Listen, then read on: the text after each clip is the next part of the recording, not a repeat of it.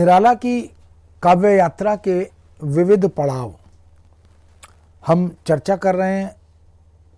छायावादी आधार स्तंभ के रूप में उपस्थिति दर्ज करने वाले कवि निराला, सूर्यकांत त्रिपाठी निराला, जिन्हें दिवाकर की तरह, जिन्हें मार्तंड की तरह हिंदी काव्य जगत में, हिंदी साहित्य में स्मरण किया जाता है।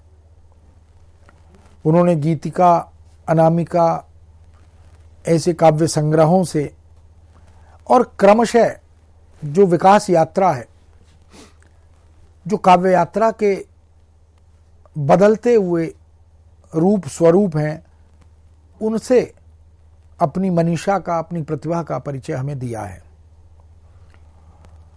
उसी काव्य यात्रा में निराला केवल मुक्तक काव्य ही नहीं लिखते, केवल गीति काव्य, लंबी कविताएं यही नहीं, वो लंबी कविताओं में प्रबंधात्मकता लाने का प्रयत्न भी करते हैं और वो सफल हो जाते हैं। ये उनकी एक विशिष्ट पहचान बनती है। तुलसीदास निराला की ऐसी ही प्रबंधात्मक अंतर्मुखी कविता है, काव्य रचना है। तुलसीदास का प्रथम संस्करण सन 1938 में भारती भंडार इलाहाबाद से प्रकाशित हुआ था। इसमें कुल 100 बंद या अनुच्छेद हमें मिलते हैं। यह सर्गबद्ध खंड काव्य नहीं, सर्गहीन प्रबंधात्मक काव्य रचना है। ये एक नया प्रयोग निराला करते हैं। प्रबंधात्मक काव्य रचना के रूप में, वह भी सर्गहीन। महाकाव्यात्मक काव्य रचनाओं में सर्गबद्धता की बात की जाती है शास्त्र में, और यह न तो खंड काव्य है, लेकिन प्रबंधात्मकता का जो पुट है वह इस रचना में देखने को मिलता है। यह सांस्कृतिक राष्ट्रीयता का संदेश वाहक बनकर हमारे बीच उपस्थित होती है यह काव्य रचना। तुलसीदास राष्ट्रीयता के अग्रदूत के रूप में चित्रित किए जाते हैं। निराला ने इस काव्य के माध्यम से भारतीय इतिहास पर एक नवीन दृष्टि डालने का प्रयत्न किया। इससे यह भी सिद्ध होता है कि निराला गहन गंभीर अध्येता भी थे। वह शोध करते हुए इतिहास के प्रति अपनी सकारात्मक दृष्टि रखते हुए भारतीय इतिहास को किस अंदाज में, किस शैली में देखते हुए कविता से जोड़ते हैं, इसका प्रमाण हम तुलसीदास में देख सकते हैं। तो सांस्कृतिक राष्ट्रवाद तुलसीदास में स्पष्ट दिखाई देता है। प्रकृति के संश्लिष्ट वर्णन से निराला ने कथा का आरंभ किया। भारतीय गगन पर संध्या के बादलों के माध्यम से भारतीय संस्कृति के पतन का ज्ञान कराते हुए निराला ने हिंदू संस्कृति के विनाश का चित्रण किया और बताया कि हम भारतीय और हिंदू संस्कृति को खोते जा रहे हैं। ये चिंता का विषय है। निराला इस हिंदू संस्कृति के प्रति, भारतीय संस्कृति के प्रति चिंतित दिखाई देते हैं। उसकी रक्षा का भाव बोध जागृत करना चाहते हैं। भारतीय और हिंदू संस्कृति के प्रचार प्रसार और पुनर्जीवित करने, पुनर्व्याख्यायित करने, पुनर्प्रसारित करने की चिंता करते हुए दिखाई देते हैं। तुलसीदास का जन्म कब हुआ था? जब भारतीय संस्कृति का विनाश ऐसा लग रहा था कि हो रहा है। उसका एक विनाशकालीन वातावरण तैयार किया जा रहा था। हम जानते हैं कि उस समय का जो शासकीय व्यवस्था थी,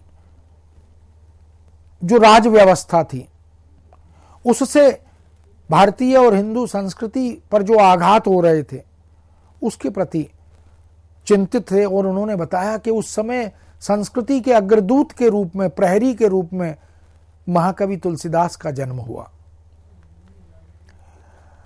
भारत के नाम प्रभापूर्य, शीतलाच्छाय सांस्कृतिक सूर्य, अस्तमित आज रे तमस्तूर्य दिकमंडल उड़के आसन पर शिरस्त्राण शासन करते हैं मुसलमान, है उर्मिल जल निश्चलत प्राण पर शतदल। वास्तव में तुलसी आक्रामक विदेशी सत्ताधारियों के विरुद्ध अपनी रचना धर्मिता के साथ खड़े होने से पूर्व स्वयं ज्ञान से युक्त हुए और देश की अज्ञान पराधीन जनता के कल्याण के लिए उन्होंने वासना आदि से किस प्रकार मुक्ति प्राप्त की और विविध घटनाओं को निराला ने अत्यंत मनोयोग के साथ तुलसीदास में पिरो दिया। ये तुलसीदास निराला की प्रौढ़तम रचना है। कैसे आक्रामक मुगल शासकों के सत्ता धारण पर, सत्ता अधीन होने पर उनके विरुद्ध खड़े होने के लिए वो जनमानस को तैयार करने से पहले अपने को तैयार करते हैं तुलसीदास। इसीलिए ये रचना एक विशिष्ट संदेश के साथ हमारे सामने आती है। चल मंद चरण आए बाहर, उर्मे परिचित यह वह मूर्ति सुधर, जागी विश्वाश्रय महिमा धर, फिर देखा संकुचित खोलती श्वेत पटल, बदली कमला तिरती सुख जलश, प्राच दिगंत उर्मे पुष्कल रवि रेखा। ये तुलसीदास रचना केवल तुलसी के चरित्र को लेकर नहीं चलती, वह तुलसी के संकल्प को लेकर, तुलसी की वैचारिकता के मूल आधार को उद्घाटित करते हुए हमारे समक्ष आती है। कुकुरमुत्ता, जिसका प्रथम संस्करण सन 1942 में युग मंदिर उन्नाव से प्रकाशित हुआ था। निराला जो 1923 से काव्य यात्रा शुरू करते हैं, 1942 तक आते आते कुकुरमुत्ता तक आ जाते हैं। और इस काव्य संग्रह में कुकुरमुत्ता के साथ साथ अन्य अनेक कविताएं भी संग्रहित हैं।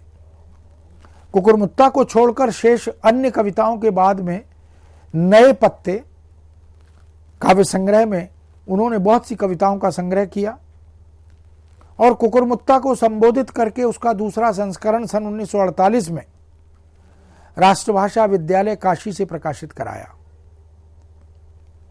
ये जो निराला का विद्रोही रूप है, शोषक समुदाय और समाज के प्रति आक्रोश है,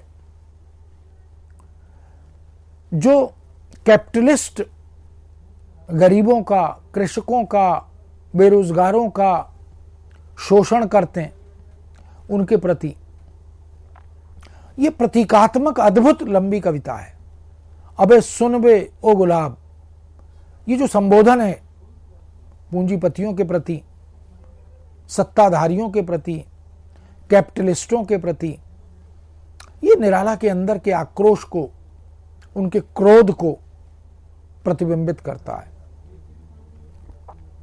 अबे सुन बे ओ गुलाब, भूल मत जो पाई खुशबू, रंगो आब खून चूसा खाद का तूने अशिष्ट, डाल पर इतरा रहा कैपिटलिस्ट, कितनों को तूने बनाया है गुलाम, माली कर रखा सहाय जाड़ा धाम, जाड़ा घाम, हाथ जिसके तू लगा, पैर सर रखकर वो पीछे को भगा, रोज पड़ता रहा पानी, तू हरामी खानदानी, चाहिए तुझको सदा महरून सा, जो निकाले इत्र रू ऐसी दशा, बहाकर ले चले लोगों की नदी कोई किनारा, जहां अपना नहीं कोई भी सहारा, ख्वाब में डूबा चमकता हो सितारा। ये अद्भुत विद्रोह की भावना और सामाजिक असमानता को देखकर निराला कैसे बिलख उठते हैं, इसको हम कुकुरमुत्ता के माध्यम से समझ सकते हैं। बहुत से समालोचकों ने महाप्राण निराला कहा निराला को, और अलक्षित निराला भी कहा सूर्य प्रसाद दीक्षित जी ने।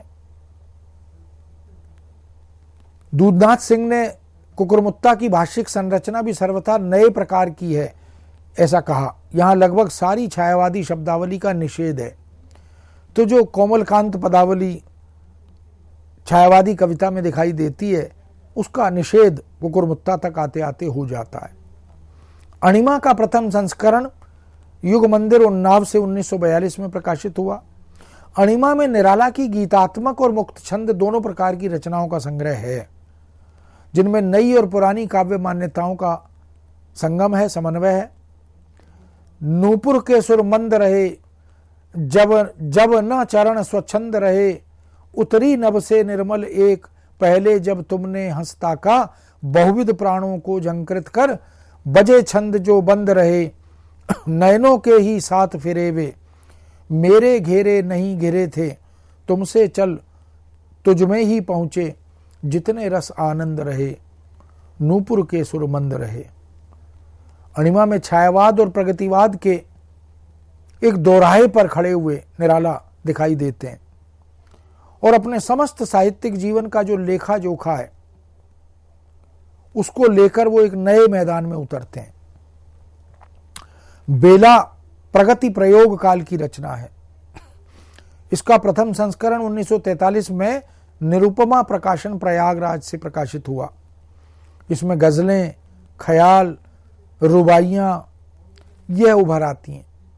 निराला की जो काव्य विधाएं हैं, निराला के जो काव्य रूप हैं, उसमें प्राकृतिक, आध्यात्मिक, सामाजिक, राजनैतिक और धार्मिक ये समस्त प्रकार की कविताएं, इनका संग्रह वो करते चलते हैं। बेला की समस्त कविताओं में गीतात्मकता है और ये गीत वन जीवन से आबद्ध हैं। बदली जो उनकी आंखें इरादा बदल गया, बदली जो उनकी आंखें इरादा बदल गया, गुल जैसे चमचमाया कि बुलबुल मसल गया, यह टहनी से हवा की छेड़छाड़ थी, मगर खिलकर सुगंध से किसी का दिल बदल गया। अब ये जो शैली है ये उर्दू, अरबी, फारसी से गीतों से निकलकर गजल की तरफ उन्मुख होती हुई दिखाई देती है। खामोश फतेह पाने को रोका नहीं रुका, मुश्किल मुकाम जिंदगी का जब सहल गया, मैंने कला की पाट ली है शेर के लिए, दुनिया की गोलंदाजों को देख दहल गया। नए पत्ते एक और उनका काव्य संग्रह, जिसका प्रथम संस्करण प्रयागराज से हिंदुस्तानी पब्लिकेशंस 1946 में हुआ। इस काव्य संग्रह में कवि की प्रयोगात्मक और व्यंग्य युक्त कविताएं हैं। काव्य संग्रह में प्रगतिवादी, प्रयोगवादी विचारधारा का सुंदर समन्वय हुआ है और अनेक प्रयोगों द्वारा काव्य शिल्प में नवीनता लाने का एक रचनात्मक और साहसिक प्रयास निराला करते हैं। राजे ने अपनी रखवाली की, किला बनाकर रहा, बड़ी बड़ी फौज रखी, मतलब की लकड़ी पकड़े हुए, लेखकों ने लेख लिखे, ऐतिहासिकों ने इतिहास के पन्ने भरे, नाट्य कलाकारों ने कितने नाटक रचे, रंगमंच पर खेले, जनता पर जादू चला राजे के समाज का। लोक नारियों के लिए रानियां आदर्श हुई, धर्म का बढ़ावा रहा धोखे से भरा हुआ, आंख कान मूंद कर जनता रहे डुबकियां ली, आंख खुली राजे ने अपनी रखवाली की।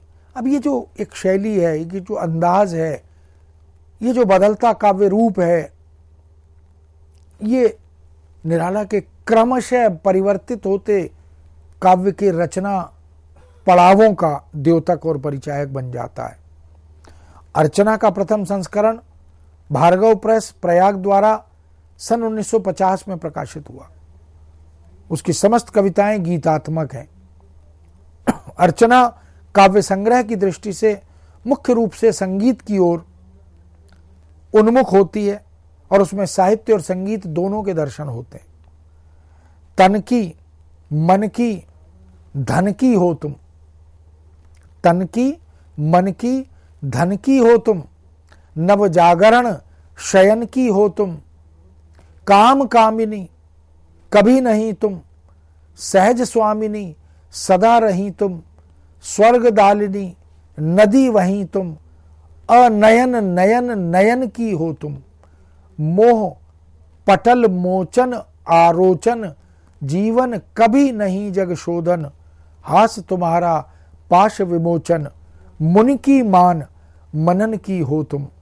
अब ये जो शैली है, ये जो भाषा का, ये जो छंद का, मुक्त होते हुए छंद का, कविता के नए रूप का अवतरण निराला के माध्यम से होता है। ये बताता है कि निराला के मनोमस्तिष्क में परिवर्तन की एक लहर चल रही है और वो वक्त को, समय को, परिवेश को, उसकी नब्ज को पहचान रहे हैं।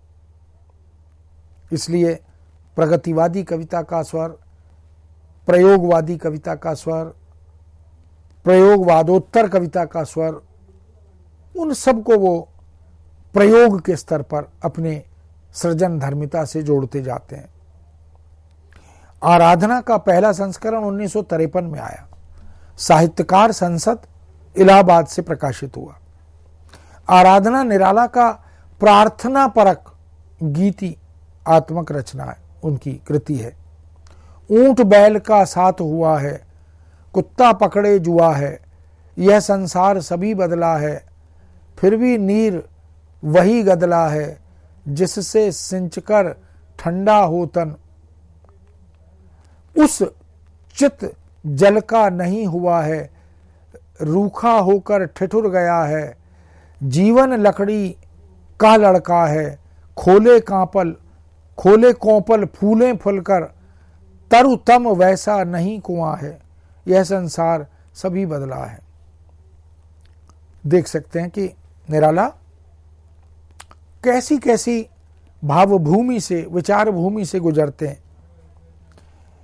1953 में ही और 1956 तक की कविताओं का संग्रह गीत गुंज नाम से उन्होंने एक काव्य संग्रह में किया, 1953 से 56 तक का।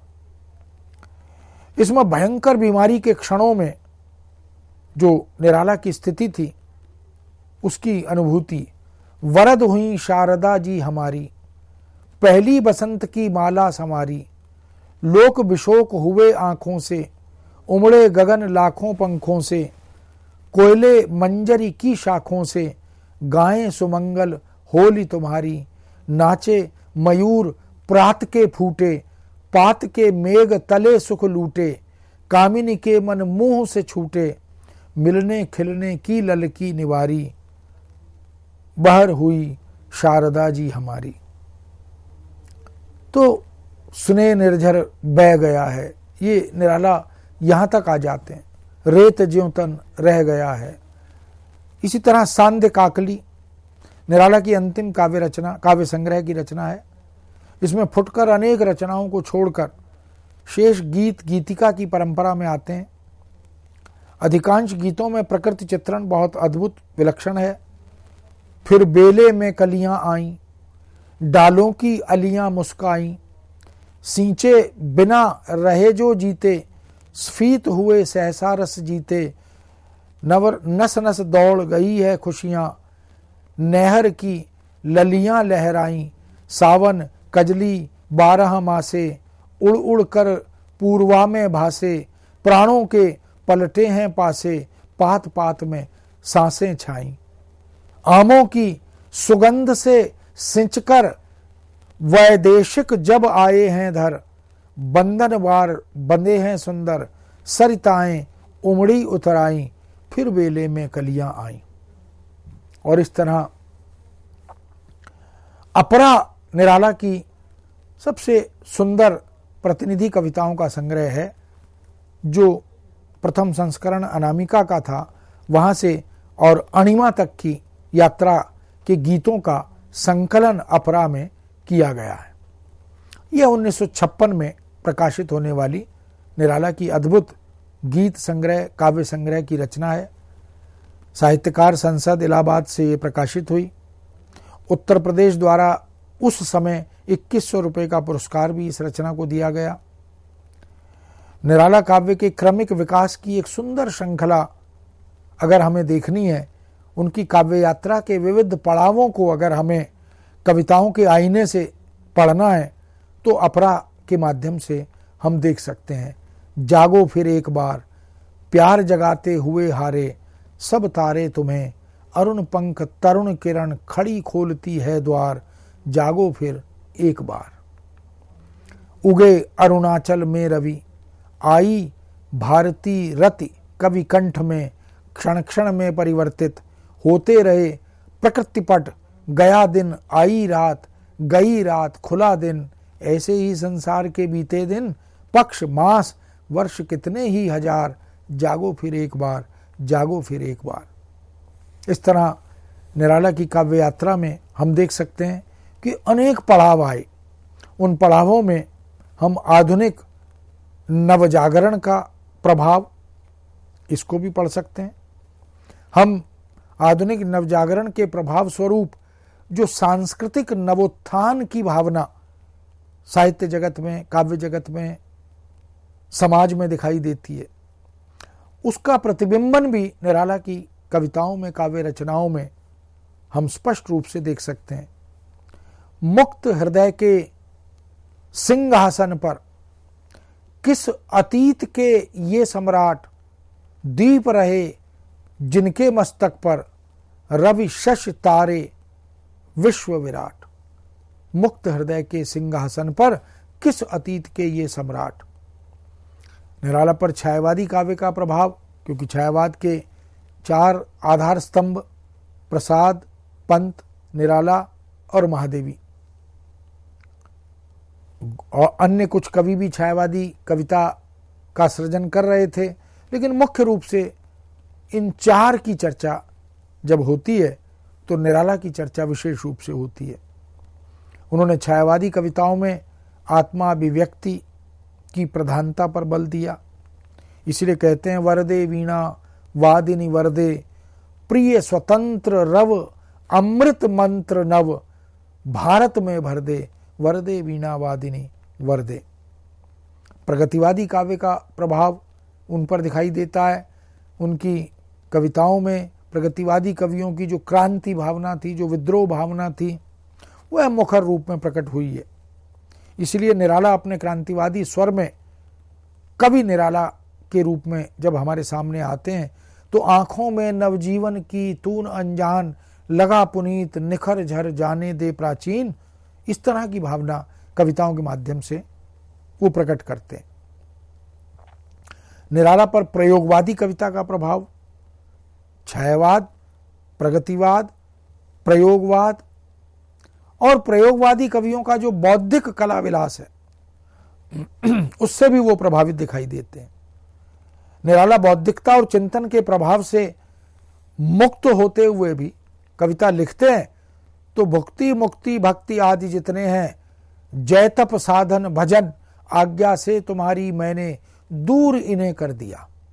भुक्ति मुक्ति भक्ति आदि जितने हैं, जय तप साधन भजन आज्ञा से तुम्हारी मैंने दूर इन्हें कर दिया।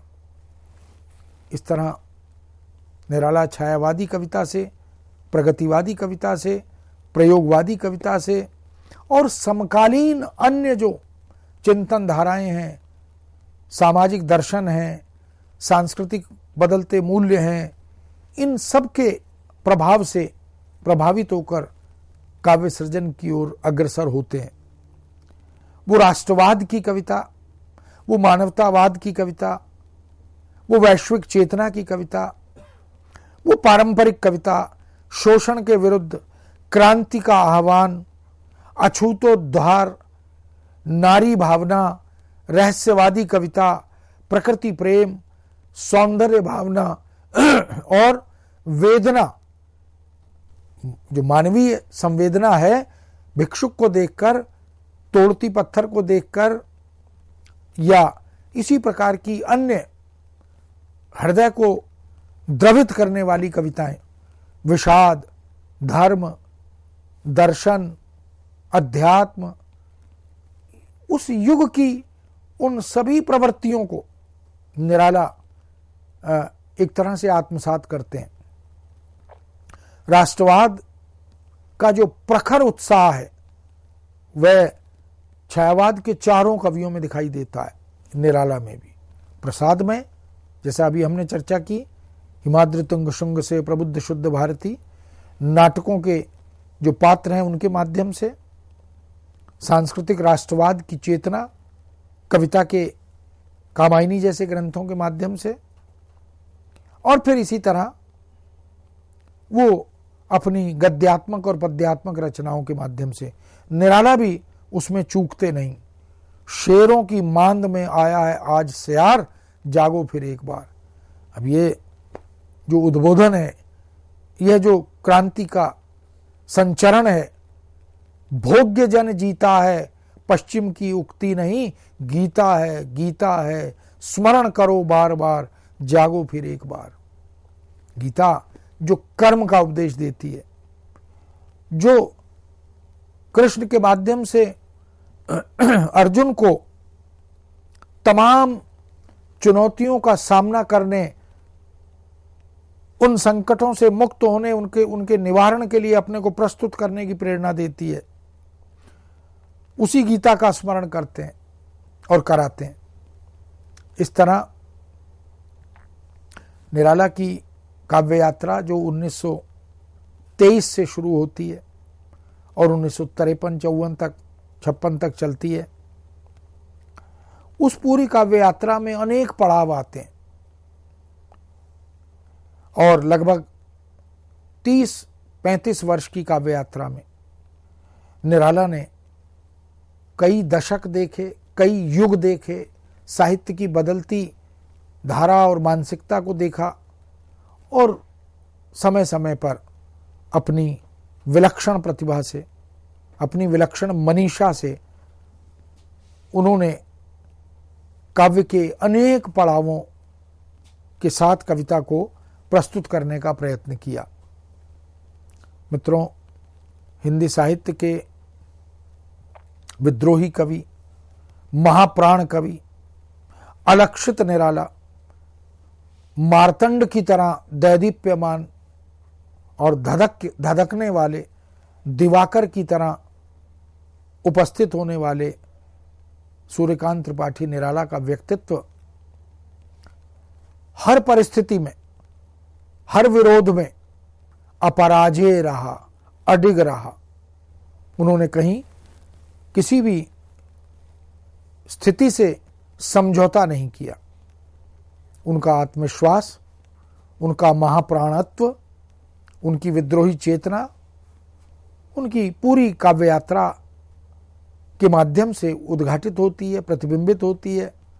और हम देख सकते हैं कि निराला वास्तव में हिंदी जगत के, भारतीय साहित्य के निराले कवि हैं, अतुल कवि हैं, अप्रतिम कवि हैं और ऐसा कोई अन्य व्यक्तित्व, कवि रूप हमारे सामने उपस्थित नहीं होता। आज हम इस विषय को यहीं विराम देते हैं। नए विषय के साथ आपके समक्ष फिर उपस्थित होंगे। आज्ञा दीजिए।